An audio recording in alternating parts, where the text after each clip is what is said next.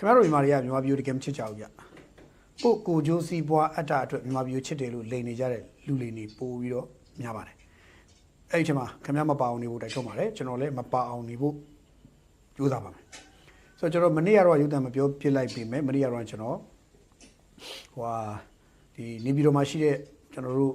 ့နိုင်ငံဝန်ထမ်းမိသားစုတွေနေထိုင်ကြတဲ့ဝန်ထမ်းအိမ်ယာကိုကျွန်တော်တွားရိုက်ဖြစ်ခဲ့တာလေးကိုကျွန်တော်တင်ပေးထားပါတယ်။ဘာလို့ဆိုတော့ကျွန်တော်ရောက်ဘယ်လိုခေါ်မလဲအားတဲ့အချိန်လေးမှာတွားထွက်ပြီးရိုက်ပြီးတော့တွားကြည့်တာပေါ့နော်။တချို့နေရာတွေတွားရိုက်လို့မရတဲ့နေရာရှိတယ်။တချို့နေရာတွေရိုက်လို့ရတဲ့နေရာရှိတယ်။ရိုက်လို့ရတဲ့နေရာလေးကိုတွားဝင်ပြီးရိုက်ပြီးတော့ကျွန်တော်ပြတာပါ။အဲ့တော့အခြားအလုံးတွေကျွန်တော်မေးကြည့်တော့လေအဲ့ဒီအလုံးတွေနဲ့ထူးမခြားနာအပြင်ပူတော်ဆိုးရတယ်ရှိပါသေးတယ်။တချို့နေရာဆိုပူတော်ဆိုးပါတယ်လို့ပြောပါတယ်။ဆိုတော့ပြောရရင်တော့ဗျာနေပြည်တော်မှာရှိတဲ့ဝန်ထမ်းတွေကျွန်တော်စိတ်ထဲမှာမြင်လိုက်တဲ့အခါမှာစိတ်မကောင်းဖြစ်တာပေါ့။အစားပိုင်းကျွန်တော်တီတုံးကတော့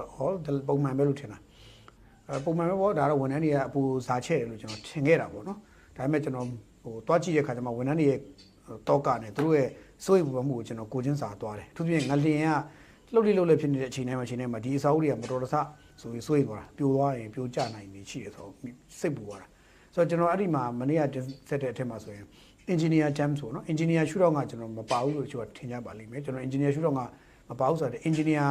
တမားအချို့နဲ့ကျွန်တော်အဲ့ဒီမှာအဲ့နာမှာမတိုင်ခင်မှာ1ရက်လောက်2ရက်လောက်ကျွန်တော်ကြိုးဆွေးနေပြီးအဲ့ဒီနေရာအကြောင်းတွေကိုစကားတွေတခြားပြောရင်းနဲ့မှတင်ချတော့ဆိုမှကျွန်တော်တွားပြီးတော့ကြည့်တာဖြစ်ပါတယ်ဆိုတော့ပြောရရင်တော့engineer သမားတွေကိုယ်တိုင်ပဲလေတချို့ engineer တွေကိုယ်တိုင်ပဲအဲ့ဒါကြီးကြည့်ပြီးတော့သူတို့စိတ်ပူတဲ့အတွက်စိတ်ပူတယ်ဆိုတာမျိုးပြောကြပါတယ်ဒီလိုပဲဖြစ်စေကမှုပေါ့နော်ဒီကိစ္စနိုင်ငံဝန်ထမ်းတွေလည်းစိုးရိမ်တော့ကိုင်နေနေတဲ့ကိစ္စဆိုတော့နိုင်ငံတော်ကြီးကဲတွေနေလည်းပြန်ပြီးတော့သူအနေနဲ့တေချာလေးပြန်ပြီး review လုပ်တဲ့နေထင်တာပေါ့နော်ဒီလိုထင်တာကျွန်တော်ယူဆပါပြီးတော့ဒီအစာအုပ်တွေကလည်းအနီရောင်ဝိုင်းထားပြီးသားစိုးရိမ်အနီရောင်သတ်မှတ်ထားပြီးသားပြိုကျဖို့အနေရရှိတဲ့အစာအုပ်တွေဖြစ်နေအနီရောင်ဝိုင်းထားပြီးသားတွေအနီရောင်ဝိုင်းထားပြီးသားတွေကိုဘလို့ကြောင့်မှမသိဘဲနဲ့ပြန်ပြင်ပြီးထိမ့်မိနေမယ်ဆိုတော့တချို့အလုံးတွေကိုပြန်ထိမ့်နေမယ်ဆိုတော့ဘယ်လိုခေါ်မလဲတချို့တွေ report တွေကြောင့်ဒီလိုဖြစ်ကုန်တယ်လို့ကျွန်တော်မြင်တယ်အဲဒါကြောင့်ဘာပြေ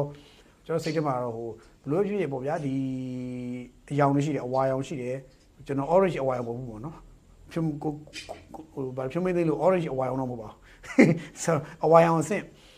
ာင်အဆင့်နေအနီရောင်အဆင့်နေဆိုတာရှိပါတယ်အဲ့တော့အဝါရောင်အဆင့်တွေကိုပြင်ထိန်းဆိုတာကိုတော်တော်နဲ့ကျွန်တော်နားလည်နိုင်လို့ရပြီမဲ့အနီရောင်တွေကိုပြင်ထိန်းပြီးနေခိုင်းမဲ့ကိစ္စမှာဝန်ထမ်းတွေစိတ်ပူကြတာပေါ့အလုံးရည်လေးຢာကနန်းလောက်ရှိတယ်ဆိုတော့စိတ်ပူကြတာပေါ့နော်ဆိုတော့ဒါလေးရှိလို့ပြောတာပါအဲ့တော့ကျွန်တော်အဲ့ဒီနေ့ပြောပါတယ်တချို့လုပ်ငန်းရှင်တွေရဲ့စောက်ခဲ့တဲ့ဆိုအလုံး80လောက်ပြိုတယ်ဆိုပြီးကျွန်တော်ပြောခဲ့ပါတယ်အဲ့ဒါလည်းကုမ္ပဏီနာမည်ကျွန်တော်သိပါတယ်ကျွန်တော်တမင်မပြောတာပါဘာလို့ဆိုတော့တချင်းနဲ့လို့ပြီးခဲ့တာလည်းပြီးပါစီတော့ပေါ့နော်ဒီသဘောမျိုးပြောမနေတော့ပါဘူးဆိုတော့သက်ဆိုင်ရာအာဏာပိုင်ဖွဲ့စည်းတွေရေးရချက် UVB ဆိုတော့ထပ်ပြောလဲမောတယ်အဲ့ဒီလူတွေလည်းသက်ဆိုင်ရာကုမ္ပဏီလည်းသူ့တာဝန်သူယူပြီးထမ်းဆောင်ကြလိမ့်မယ်လို့ယူဆတယ်ဒါကြောင့်မလို့ဘာပြောဒီနေပြည်တော်မှာရှိတဲ့ဝန်ထမ်းအိမ်ယာတွေပြိုကလေးကြောင့်ပြိုကျပျက်စီးပြီးတဲ့နောက်ပြန်လည်ပြင်ထိန်းနေမယ့်ကိစ္စနဲ့ပတ်သက်ရင်နိုင်ငံတော်အကြီးအကဲတွေအနေနဲ့လည်းဘာပြောသတိကြီးထားပြီးတော့လှုပ်ဆောင်ချင်ပါတယ်ဝန်ထမ်းတွေကတောကတွေစိတ်ပူနေကြပါတယ်ပြီးတော့စိတ်ပူတဲ့အပြင်တချို့ဝန်ထမ်းတွေဆိုနှုတ်ထွက်ချင်တယ်ဒါမျိုးဆိုပြန်နေခိုင်းငါတို့မနေတော့ဘူးကွာအလုပ်ပဲထွက်ရတာကောင်းမှထင်ပါတယ်နောက်မှဆိုငါတို့တေးဆုံးသွားတော့လေတေးသွားရင်တော့ငါတို့မှာဘာမှလည်းမဖြစ်ရဘူးဘာညာဆိုတဲ့မိကုန်းနေရရှိတယ်ဆိုတော့ဗျာမျိုးစုံကျွန်တော်တို့ဒါထပ်လည်းမပြောလို့တော့ပါဘူးနိုင်ငံတော်ကြီးကမျက်စိနောက်မှာလည်းစိုးပါတယ်တာဝန်ရှိသူတွေမျက်စိနောက်ပြီးတော့ရွဲ့မှာလည်းစိုးပါတယ်ပေါ်လည်းပြောတယ်ရွဲ့ကောင်မှာလည်းစိုးပါတယ်အဲ့တော့ဘာပြောဒီကိစ္စလေးကတော့မနေ့ကရုပ်သံလေးပြန်ကြည့်ပြီးတော့ review လုပ်ပြီးတော့မှမြေပြင်ခြေနေလေးကိုသက်ဆိုင်ရာတမန်ကြစစ်ဆေးမဲ့ပုံကိုယ်တွေနဲ့ဒီစစ်ဆေးကြည့်ရှုပြီးတော့မှတိတ်တော်သလိုနိုင်ငံတော်ဘတ်ဂျက်ကိုတရားတွေချွေချွေတာပြီးကြည့်ချက်ပြီးသုံးပြီးတော့နိုင်ငံတော်ကလည်းတချို့ကိစ္စတွေမှာအကျွေးတင်ပါစီပေါ့ဗျာဘာဖြစ်လဲဒီတိုင်းပြည်ကောင်းကြီးလုပ်တဲ့အတွက်ဝန်ထမ်းတွေစိတ်ချမ်းသာသွားတယ်ဆိုရင်ဒီအကျွေးဟာဘာပြောတဖြည်းဖြည်းချင်းတော့ပြည်လေတော့ပါလိမ့်မယ်နော်ပတ်စံနေဘတ်ဂျက်တွေကုန်တာလည်းကျွန်တော်သိပါတယ်လုပ်ငန်းရှင်တွေတော့တာဝန်ယူပြီးလုပ်ရင်းနဲ့အဲ့ဒီဟာတဖြည်းဖြည်းချင်းလုပ်ငန်းရှင်တယောက်ကိုအဲ့ဒါဆောက်ခိုင်းပြီးတော့တခြား project တွေပေးလိုက်ရင်လည်းရပါတယ်အကျွေးမတင်မဲနဲ့လုပ်ငန်းရှင်တွေဘဲသားပဲကြီးလုပ်တဲ့ဟာတွေကလည်းနိုင်ငံတော်မှာရှိပြီးသားပါဆိုကြပါစို့ဒီအစာအုပ်တွေကိုလုပ်ငန်းရှင်တွေအလကားဆောက်ပေးလိုက်တယ်အကုန်ကြခံသူတို့ဆောက်ပေးဒါပေမဲ့ကုန်ကြမှု cost နဲ့လျော်ညီပြီးတော့သူမျက်စုံနိုင်မဲ့လုပ်ငန်းတွေမှာပြန်ပြီးတော့ပေးလိုက်တာမျိုးတွေလုပ်လိုက်ရင်သူတို့လုပ်ငန်းရှင်တွေမလုပ်ဖက်မနေပါဘူးအကုန်လုံးကအကျိုးမြတ်ရရင်လုပ်မယ်လို့ကြီးပါမယ်အဲ့တော့အဲဆိုနိုင်ငံတော်ရဲ့အကျွေးမတင်ဘူးပေါ့ဗျာပြောရင်အဲ့ဒါမျိုးလေးလုပ်လို့ရတယ်ရှိပါတယ်ဒါလည်းနိုင်ငံတော်အလူကြီးတွေသိပါတယ်ဒါလေးတော့ထည့်ပြီးတော့ဒီနေ့နည်းနည်းလေးထည့်ပြောတာပါเนาะအဲ့တော့မနေ့ကရုပ်သံလေးပဲတစ်ချို့ပြန်ကြည့်ကြပါပြီးရင် The Statement Journal မှာဝယ်ယူဖတ်ရှုကြပါအဲ့မှာတော့ပါပါတယ်ကျွန်တော်မြင်ပြောပါတယ်ကျွန်တော်တို့ The Statement Journal မှာက online မှာခင်ဗျားတို့မမြင်ရသေးတဲ့သတင်းတွေအများဆုံးကျွန်တော်ဖော်ပြလေးရှိတယ်ဆိုတော့ပြောတယ်ခင်ဗျားတို့ဒီတချို့ online မှာမြင်ရတဲ့သတင်းတွေက Statement Journal မှာအများကြီးရှိတယ်အဲ့သတင်းတွေကလည်းတော်တော်လေးကိုသူတို့တိတ်နဲ့လူတွေကြားထဲမှာထိုးပေါက်နေရယူနေတဲ့သတင်းတွေအများကြီးရှိပါတယ်ဒါလေးတွေခင်ဗျားတို့ channel ကဘာလို့အားပေးနေကြလို့ဆိုအဲ့လိုသတင်းတွေကိုကျွန်တော်ရေးချင်လို့ channel ထူထောင်တော့ပါပြီးရင်ဒီတက်နဲ့စနစ်တကျဖြစ်စေချင်တဲ့သဘောပါနော်ဒါကြောင့်ပြီးတော့ documented ဖြစ်ပါတယ်ပြီးတော့နိုင်ငံတကာတန်းဝင်ကနားဝင်ဖြစ်ပါတယ်တန်းဝင်လားကနားဝင်လားမေးရင်သက်ဆိုင်ရာနိုင်ငံတော်တော်များတချို့နိုင်ငံတွေကျွန်တော်တို့နိုင်ငံမှာတိုင်အောင်ရှိတဲ့တချို့နိုင်ငံတွေကလည်းကျွန်တော်တို့ statement ကိုကောင်းကောင်းသိပါတယ် MP News ကို MP News ကိုသိတာတဲ့ကျွန်တော်တို့သိပြီးတော့ statement ကိုကြတော့ channel ကိုတန်းသိတာဒီလိုသဘောတော့ရှိပါတယ်ဆိုတော့ဒါလေးကြောင့်ခုနဘယ်ဟာပေါဝင်တောင်းဝင်လဲဆိုတော့ပြတာပါเนาะဒါတခုအဲ့တော့ထားပါတော့ကျွန်တော်ဒီနေ့သတင်းတွေစပြောဖို့ကြိုးစားတဲ့အခါမှာပထမဆုံးပြောရမယ့်အကြောင်းအရာကဒီဗိုလ်ချုပ်မှုကြီးကဒီနေ့အိန္ဒိယဝန်ကြီးချုပ် Narendra Modi ကိုမွေးနေ့ဆုတောင်းစကားပြောပေးတယ်တွေ့ရတယ်ဆိုတော့ तू ကဗိုလ်ချုပ်မှုကြီးက तू ကဒီသူယုံကြည်တဲ့ခင်မင်းနဲ့တမိုးထားတဲ့လေးစားတဲ့အားကြတယ်သို့မဟုတ်ပါပဲသူ့အတွက်တကယ်မဟာမိတ်တယောက်ဖြစ်တယ်လို့ခံယူထားတယ် तू ကစိတ်ရောကိုယ်ပါပေါင်းတဲ့လူစားမျိုးတော့ဒီဗီဒီယိုဖိုင်ကြည့်ပြီးတော့ပြောအောင်ဖြစ်နေတယ်ဘာလို့ဆိုတော့ဗိုလ်ချုပ်မှုကြီးကဒီ Narendra Modi ရဲ့85နှစ်ပြည့်မွေးနေ့ထိမ်းမှတ်ကို तू ကစာနဲ့ပေးပို့ပြီးတော့ဆုတောင်းစကားပြောနေမဝဘူး तू ကဗီဒီယို message နဲ့ပါပေးပို့ပြောသေးတာဆိုတော့ပုံမှန်ဆိုရင်ကျွန်တော်တို့ဒီစာနဲ့ message ရေးပို့ပြီးတော့happy birthday ကျွန်တော်တကယ်ချင်းတယောက်ကြောင့်မွေးနေ့ပြ happy birthday ပါညာလုပ်တယ်ပြီးပို့ပြီးကောင်းလို့ရှိရင်ပို့ပြီးဆုတောင်းတာပို့ပြီးနည်းနည်းကဆုတောင်းပေးရရှိတယ်ရင်းသလောက်ပေါ့တမိုးရှိသလောက်အဲ့လိုပေးကြတယ်ရှိတယ်အဲ့တော့ပုံမှန်ဟိုဆိုလို့ရှိရင်တော့ happy birthday ပြီးတော့ပုံမှန်ဆို happy birthday ပြီးတော့ဒါပေါ့တချို့လည်းချမ်းမှာသက်ရှိပါစေပျော်ရွှင်ပါစေလွန်ကြရပါစေစသဖြင့်မျိုးစုံပေါ်ဆုတောင်းပေးကြတယ်နည်းနည်းရင်းနှီးလာရင်ပေါ့ဖြစ်တယ်တော်တော်ရင်းနှီးလာရင်ပေါ့နော်တယောက်လေးစားမှုဆက်ဆံမှုအားကောင်းလာရင်ကောင်းလာတယ်လို့မွေးနေ့ဆုတောင်းတာဒီရှိမျိုးစုံရှိကြတယ်တမိုးလေးရှိတယ်အဲ့တော့တချို့အရင်တကယ်ချင်းရက်ခေါက်ကြီးကြတော့အေးကောင်ငါကောင်မင်းစောမသိနေမသိပါစေနဲ့ကွာဒါမျိုးတွေကဒါတကယ်ချင်းဆိုတအားရင်းသွားရင်တော့လုပ်တယ်အခုဗိုလ်ချုပ်ကြီးနဲ့ Narendra Modi ရဲ့ဂျားဆက်ဆံရေးကဒါယုံကြည်မှုတိဆောက်ထားတဲ့အဆင့်ရောက်သွားပြီဆိုတော့ဒါကြောင့်မို့လို့ तू ကစာနဲ့ပို့ပြီးတော့ तू ကတေချာကြနာဆူတောင်းစကားပြောတယ်သူကစာနဲ့ပို့ရင်အားမရတော့ဘူး तू ကအားမရတော့သူများတွေစာနဲ့ပို့ပြီးပြောတယ်မဟုတ်ဘူးငါစာတယ်မဟုတ်ဘူးဗီဒီယိုဖိုင်မှာ message နဲ့ဆူတောင်းမယ်ကွာဆိုပြီးတော့ तू ကဗီဒီယိုဖိုင် message နဲ့ပါဆူတောင်းစကားပေးပို့တာတွေ့ရတယ်ဆိုတော့ဘာပြောသူ့ရဲ့ဒီစာတယ်အားမရလို့ဗီဒီယိုထဲမှာဆူတောင်းပေးတဲ့စကားထဲမှာဆိုရင်ဘာပြောအစိုးရ Narendra Modi ရဲ့ဥဆောင်မှုနဲ့အိန္ဒိယနိုင်ငံဟာဘာပြောကမ္ဘာအဆင့်နိုင်ငံကမ္ဘာထိပ်တန်းနိုင်ငံအဆင့်ကိုတက်လှမ်းလာတာကိုကြည့်ပြီးတော့ကွမ်းသာဂုဏ်ယူမိတယ်ဆိုတဲ့အကြောင်းတွေပြီးတော့ပို့ပြီးတော့အိန္ဒိယနိုင်ငံပုံမှုဖွံ့ဖြိုးတိုးတက်အောင်အိန္ဒိယနိုင်ငံပုံမှုအင်အားကြီးလာအောင်စီးလုံးညီညွတ်လာအောင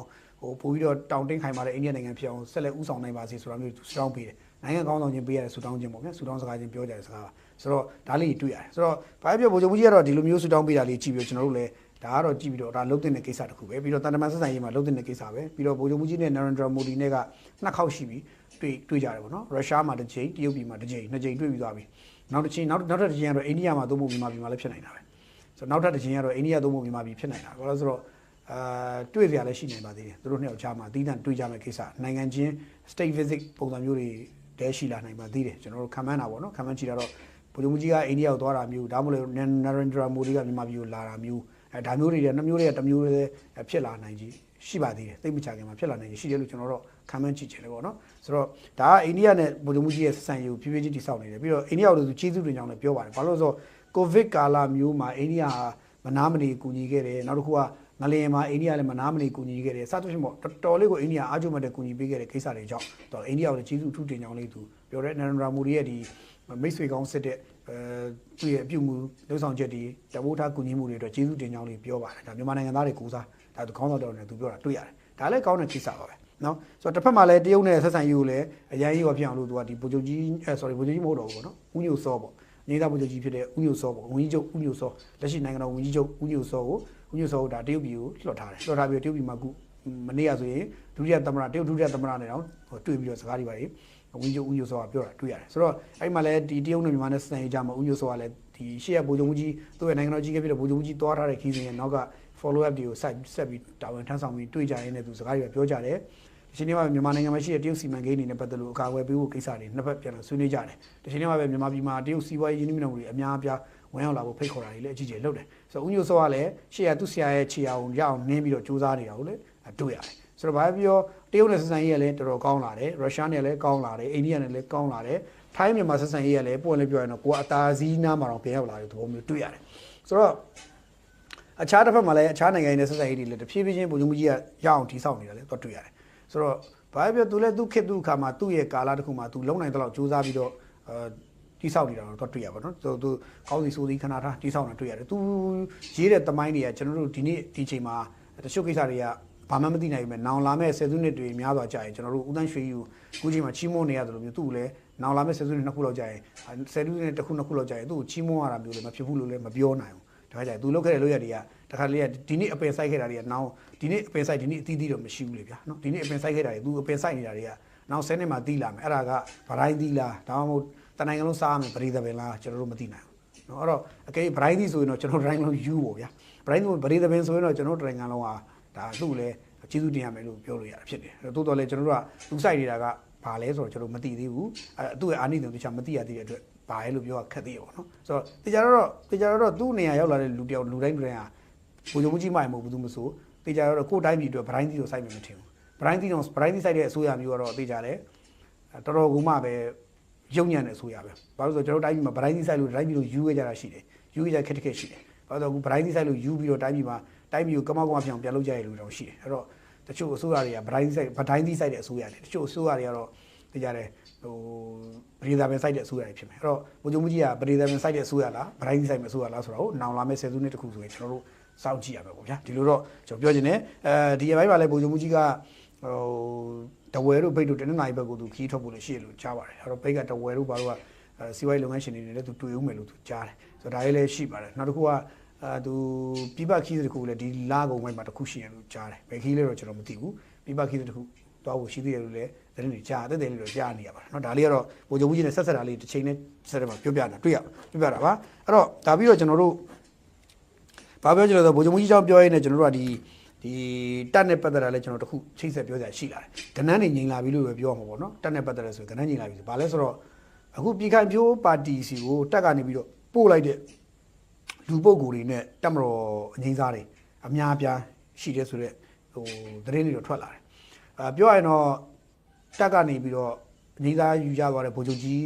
းအဆင့်ပုဂ္ဂိုလ်တွေကနေစပြီးဥအောင်လင်းတွေးကနေစပြီးတော့ဗောဗျာအဲ့လိုပြောပြစီဥအောင်လင်းတွေးကနေစပြီးတော့နောက်ပိုင်းလက်ရှိတက်မှာတာဝန်ထမ်းဆောင်ထားတဲ့နောက်ဆုံးနေ့နောက်တာဝန်ထမ်းဆောင်တဲ့လူတွေပေါ့နော်ဒုတိယဗိုလ်ချုပ်ကြီးအဆင့်တွေဗိုလ်ချုပ်အဆင့်တွေနောက်တစ်ခုကဗိုလ်မှူးချုပ်အဆင့်တွေဒုတိယဗိုလ်မှူးကြီးတွေပေါ့နော်ဗိုလ်မှူးကြီးတွေအဲ့ဒီလူတွေအကုန်လုံးလူ400ကျော်480ပတ်လေတော့ရှိမယ်450ကျော်တယ်ပေါ့ဗျာအားလုံးကျွန်တော်သိတော့450လောက်ပတ်လေရှိတယ်450ကျော်ရှိတယ်လို့ပြောတယ်အဲ့လူကိန်းကနန်းစင်းရဟိုပြည်ခိုင်ပါတီကိုရောက်လာတယ်အဲ့လူတွေအကုန်လုံးကပြည်ခိုင်ပါတီကိုရောက်လာပြီးတော့တချို့တွေကရွေးကောက်ပွဲဝင်ကြလိမ့်မယ်အဲ့ထက်ကတက်ကနေလွှဲပို့လိုက်တဲ့တက်ကနေဒီဘက်ကိုပြည်ခိုင်ပြည်စီကိုလွှဲပေးလိုက်တဲ့ပုံကိုတော်တော်များများကရာခိုင်နှုန်းတော်တော်များကရွေးကောက်ပွဲဝင်ကြမယ်ပေါ့နော်ရွေးကောက်ပွဲကိုယ်စားလှယ်လုံးကြမယ်ကိုယ်စားလှယ်လောင်းတွေဝင်ကြမယ်ပေါ့နော်ဖြစ်ဝင်ပြိုင်ကြမယ်တချို့တွေကတော့ပြည်ခိုင်ပြည်မှာဝင်ပြီးတော့ဝင်ထိုင်မယ်ပေါ့နော်ဝင်ထိုင်မယ်ဒီကနေ့ယာရုအဆင့်ကဲလိုက်မှာ CEC နေရာတွေ EC နေရာတွေနဲ့ဝင်ထိုင်မယ်ပေါ့ဗျာဟိုအဲ့လိုပြည်နယ်တိုင်းအဆင့်တွေဝင်ထိုင်ကြမယ်ပေါ့တချို့ကတော့တချို့ကတော့သူကရှင်းပြရင်တော့ခဏဝင်တာလည်းဖြစ်နေတယ်ပေါ့နော်ခဏလိုအပ်ချက်ရဝင်ထားတာလည်းဖြစ်နေတယ်ဘယ်လိုကြောင့်လဲတော့မသိဘူးပေါ့ဖြစ်လာမှာပေါ့နော်ဆိုတော့ဒီဟာကြီးကလည်းသတင်းကလည်းခိုင်သွားပြီပေါ့ပြီးခဲ့တဲ့4ရက်5ရက်လောက်ထိကကျွန်တော်တို့လည်း confirm မပေးရဘူးဘာလို့ဆိုတော့ဦးအောင်လင်းတွေကပြည်ခိုင်ပြည်ရုံးထဲကိုဝင်သွားတယ်အရေးကြီးတဲ့စာစရနေတွေကြိုက်ဝင်လာတယ်ဥခင်ကြီးကလက်ခံတွေးရတယ်တွေးပြီးသူတို့စကားပြောကြတယ်ပြောပြီးတော့ဦးအောင်လင်းတွေပြန်သွားတယ်အဲ့မှာအဲ့ဒါမျိုးတွေပေါ့ဒါတွေကဟိုသတင်းတွေပဲထွက်နေခဲ့တယ်ဘယ်သူမှတော့ဟိုပြည်ခိုင်ပြည်ရဲ့လူတွေကလည်းဒီသတင်းကိုမထုတ်ကြဘူးဘာလို့ဆိုတော့ပြည်ခိုင်ပြည်ကတချို့ပုံကိုယ်တွေတော့ကျွန်တော်တို့ဘယ်လောက်ပဲမေးမဖြေဘူးအဲ့တော့မဖြေခဲ့ကြဘူးမဖြေခဲ့ကြတော့ကျွန်တော်တို့ကလည်းမဖြေလဲပြဿနာမရှိပါဘူးမဖြေလဲပြဿနာမရှိဘူးပေါ့နော်ကျွန်တော်တို့ကဒီသူတို့ဘာဆွေးနွေးတာဖြစ်နိုင်လဲဆိုတော့သိတဲ့ခါကျတော့ကြာတော့22ရက်နေ့နောက်ဆုံးထားပြီးကိုယ်တိုင်လောင်းစင်းတင်ရမှာဟုတ်တကယ်တော့18ရက်နေ့ဖြစ်တဲ့ဒီနေ့ကနောက်ဆုံးတင်ရမှာဒါပေမဲ့အရေးပေါ်အခြေအနေလိုအပ်ချက်အရာပါညာပါတီတွေလည်းဝိုင်းတောင်းဆိုတယ်ပါတီ3ခုလောက်ကလည်းဝိုင်းတောင်းဆိုတာကကြောက်တောင်းဆိုတာ28ရက်နေ့နောက်ဆုံးထားပြီးဖို့29နောက်ဆုံးထားပြီးဖို့ပါတီတွေဝိုင်းတောင်းဆိုထားကြတယ်ခါကျတော့ပါတီတွေတောင်းဆိုတာရယ်ဟိုဘက်ကပြောင်းလဲမဲ့ကိစ္စတွေပေါက်ပြီးနှစ်ခုပေါက်ပြီးတော့နှာခေါင်းပူတော့ဗောနော်နှစ်ခုပေါက်ပြီးတော့22တွေဖြစ်သွားတာဗော29ပုံ22ဖြစ်သွားတာဗောဟိုက16ကနေ29အထိရွှေကိုတောင်းဆိုတာကိုသူက29တော့မရဘူးလား22ဆိုဖြတ်ဆိုပြီးတော့ဒီနေ့16ဆို22ဆိုဖြတ်ဆိုပြီးတော့သူကပေးလိုက်တယ်အဲ့မှာဂျားထဲမှာတော့ဒီဘက်ကပြည်ခိုင်ပြိုးထဲမှာကိုယ်စလောင်းစင်းတွေပြန်ပြီးစီးစဲရတယ်ပြန်လောက်လာတယ်အဲ့တော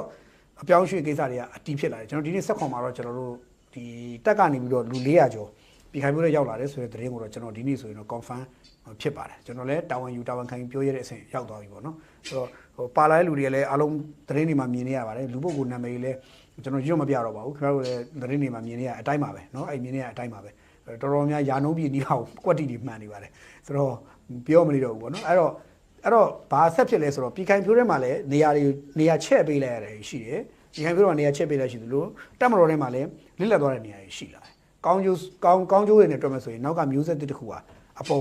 သွေးတဲ့လောင်းမှုအစင်းသင်းဖြစ်သွားပြီဆိုတဲ့အထိပဲသွားတက်ရောက်တယ်ပြည်ခိုင်ဖြိုးထဲမှာတော့ခုနဒီရွက်ဟောင်းတွေကျွေးဖို့တင်ပြီပေါ့ပြည်ခိုင်ဖြိုးတဲ့ရွက်ဟောင်းတွေကတချို့ကျွေးရတော့မှာပေါ့နော်ပြည်ခိုင်ဖြိုးတွေရွက်ဟောင်းကျွေးပြီးတော့ပြည်ခိုင်ဖြိုးပါတီတွေကတကယ်ဟိုဘာဖြစ်လဲတချို့ပုံကိုရွက်ဟောင်းကျွေးသွားပြီးတော့ဒီဘက်ကဟိုရွက်သစ်တွေပေါ့ပြည်ခိုင်ဖြိုးပါတီဝင်ရွက်သစ်တွေဝင်လာပြီပေါ့နော်ဝင်လာတဲ့သဘောလို့ကျွန်တော်မြင်တယ်အဲ့မှာဘယ်သူတွေကဘယ်ရာထူးတက်ထိုင်ကြမလဲစောင့်ကြည့်ရမယ်ပေါ့နော်ပြီးတော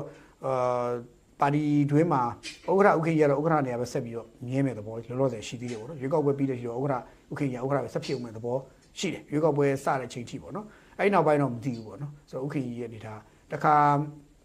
ပြန်ပြီးဒုက္ခရာတွေဖြစ်တဲ့ပုံကိုယ်တွေအများကြီးရှိတယ်အဲ့ပုံကိုယ်တွေကတချို့တွေကလည်းဒုက္ခရာနေရာကနေလာမဲ့ဟိုရွေးကောက်ပွဲပြီးရင်ဒုက္ခရာနေရာကနေတချို့ဖယ်ပေးရတယ်လည်းရှိလာနိုင်တယ်တချို့တွေဒုက္ခရာနေရာမဖယ်ဘူး CEC မှာဆက်ထိုင်ရတယ်ရှိနိုင်တယ်တချို့က CEC နေရာဖယ်ပေးရတယ်လည်းရှိနေတယ်တချို့ကပြည်နယ်တိုင်းလောက်ပဲဆင်းပေးလိုက်ရတာရှိနိုင်တယ်တချို့တွေကတော့ရွေးကောက်ပွဲကိုယ်စားလှယ်လောင်းတွေပဲဆက်ဖြစ်တာရှိနိုင်တယ်အဲ့တော့ဘယ်လိုဆက်ဖြစ်မလဲတော့မသိဘူးပထမတစ်သုတ်တော့ဒုတိယဗိုလ်ချုပ်ကြီးမျိုးစောသိန်းတို့ဒုတိယဗိုလ်ချုပ်ကြီးအောင်စိုးတို့ကတော့သူတို့ဝင်လာတယ်ပြည်ခိုင်ဖြိုးရောက်တယ်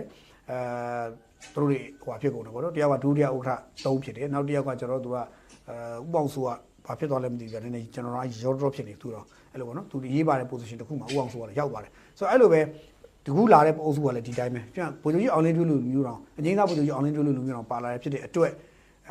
သူကကိုယ်စားလှယ်လောင်းဖြစ်နေမယ်ဆိုရင်တော့ပြဿနာမရှိပေမဲ့အကယ်၍များသူကိုယ်စားလှယ်လောင်းဖြစ်နေပြီလို့ရွေးကောက်ပွဲပြီးသွားလို့နောက်တစ်ခုရွေးကြကြည့်ဆိုပြီးပြည်ခိုင်ပါတီဥက္ကဋ္ဌလောင်းနေဒုတိယဥက္ကဋ္ဌလောင်းနေဟာအခုလာမယ့်အုပ်စုတွေနဲ့ရှေ့ရအုပ်စုတွေကြားထဲမှာဒါသူတို့ mix ပေါ့နော်ရောထွေးသွားမယ်သဘောတော့တွေ့ရတယ်ဆိုတော့တချို့တွေရွက်ဟောင်းကျွေဖို့တင်ပြီဘာလို့လဲဆိုတော့တချို့တွေကအခုချိန်ထိဟိုပြည်ခိုင်ပါတီရဲ့ဂုဏ်သိက္ခာကိုညှိုးနှံအောင်ဗရိပဒတွေပြောနေတော့မယ်တချို့တွေကဆိုတော့တချို့တွေရွက်ဟောင်းကျွေတင်ပြီတချို့တွေကပြည်ခိုင်ပါတီမှာလူတော်တွေအများကြီးကြံသေးတယ်လူတော်တွေကတော့ဆက်ရှိဖို့တင်တယ်တချို့သူတွေကတော့ရွက်ဟောင်းကျွေသွားတာကောင်းပါလေရွက်ဟောင်းကျွေမှပဲရွက်သစ်ကဝေးမှာဗျာနောက်မှဆိုရင်ထိတ်ကနေကြီးပိတ်သလိုပိတ်နေဆုတ်တပိတ်ဆုတ်နေအဲ့ဒါပြဿနာရှိတယ်ပေါ့ဆိုတော့ဘယ်သူတွေကရွက်ဟောင်းတွေဖြစ်ပြီးတော့ဘယ်သူတွေကရွက်သစ်တွေဖြစ်လာမလဲကျွန်တော်တို့မသိနိုင်ဘူးเนาะပြန်ပြပါတော့ကိုယ်စလောင်းစင်းကိစ္စမှာဥက္ကဋ္ဌတို့တွေတော့တော်တော်လေးပြန်စီစဉ်ရမယ်သဘောရှိတယ်ပြီးတော့ကျေနပ်အောင်လည်းလုပ်ရမယ်သဘောရှိတယ်ဘာလို့ဆိုတော့ကျွန်တော်ဒီနေရာမှာအတွေ့အကြုံလေးတစ်ခုပြောပြပါမယ်ဘာလဲဆိုတော့2015ရွေးကောက်ပွဲပေါ့နော်ရွေးကောက်ပွဲတုန်းကအဲ့တော့ပါတီဥက္ကဋ္ဌဒီပါတီဥက္ကဋ္ဌဒီအဲ့တော့ပါတီဥက္ကဋ္ဌဒီဒ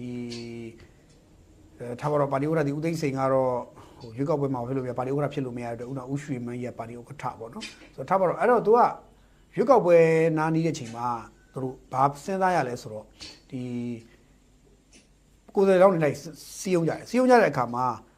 ဦးဟန်ရီဗန်တီယူကိုသွားစီယုံတယ်ပေါ့အဲတိတာဆုံးဖြစ်တဲ့ဒုတိယသမ္မတဖြစ်သွားတယ်လို့မို့လို့တိတာဖြစ်လို့ကျွန်တော်ဒါကို highlight လုပ်တာပါကျန်တာလည်းရှိပါတယ်ဒါပေမဲ့အဲ့ဒါ highlight ဖြစ်တဲ့အကြီးစား highlight မို့လို့ပါဦးဟန်ရီဗန်တီယူကိုထိုစင်ကသူတို့ဦးအောင်ကိုနဲ့ဦးအောင်မင်းတို့ကနေပြီးတော့သွားပြီးစီယုံခဲ့တယ်လို့ကြားပါတယ်အဲစီယုံနေတော့မဟုတ်ပေါ့ဦးအောင်မင်းတို့သူတို့ဦးအောင်ကိုတော့မေးတယ်ပေါ့မင်းပါတီဝင်ပြိုင်မလားမင်းဘယ်ရောက်နေလဲဘာလို့လဲဆိုမင်းဝင်ပြိုင်လေငါတို့ချက်ဝင်ပြိုင်ပြီဆိုမင်းချင်းပြည်နယ်မှာတော့ဝင်ကြီးတနေရာတော့ငါတို့ပေးနိုင်တယ်ချင်းပြည်နယ်ဝင်ကြီးတနေရာပေးနိုင်တယ်ဆိုတော့မျိုးပြောတော့ဦးဟန်နရီကညင်းလိုက်တယ်ဦးညကျွန်တော်တို့အဲ့ဆိုတော့မလုပ်နိုင်ဘူးပေါ့အစတော့သူလည်းပြည်ခိုင်ဖြိုးကိုသူဝင်ကောင်းမလားပေါ့သူစဉ်းစားခဲ့သေးတယ်ဒါပါဆိုသူ့ရဲ့ပြည်ခိုင်ဖြိုးမှာသူ့ဆရာတွေရှိတာဟိုပြည်ခိုင်ဖြိုးမှာသူ့ရဲ့ဆရာတွေသူ့ရဲ့စီနီယာဖြစ်ခဲ့တဲ့အကိုကြီးတွေရှိတော့ဒါသူလည်းစဉ်းစားတာပေါ့နော်ဟိုနီးစပ်စဉ်းစားတဲ့ခါမှာပြည်ခိုင်ဖြိုးပဲတွားရင်ကောင်းမလားဆိုတော့သူလည်းစဉ်းစားခဲ့သေးတယ်ဒါပေမဲ့သူ့ကိုဗာပေးလဲပြီးတော့သူ့ဒီတိုင်းလွတ်တော်အမှတ်နေရာဝင်ပြိုင်လိုက်ပြီးတိုင်းမှာချင်းဆိုပြည်နယ်လွတ်တော်အမှတ်ဝင်ပြိုင်လိုက်ပြည်နယ်လွတ်တော်အမှတ်ပြိုင်ပြီးပြည်နယ်မှာဝင်ကြီးတနေရာတော့ပေးလို့ရတယ်ဆိုတာမျိုးတွေပြောတော့သူပြည်နယ်ဝင်ကြီ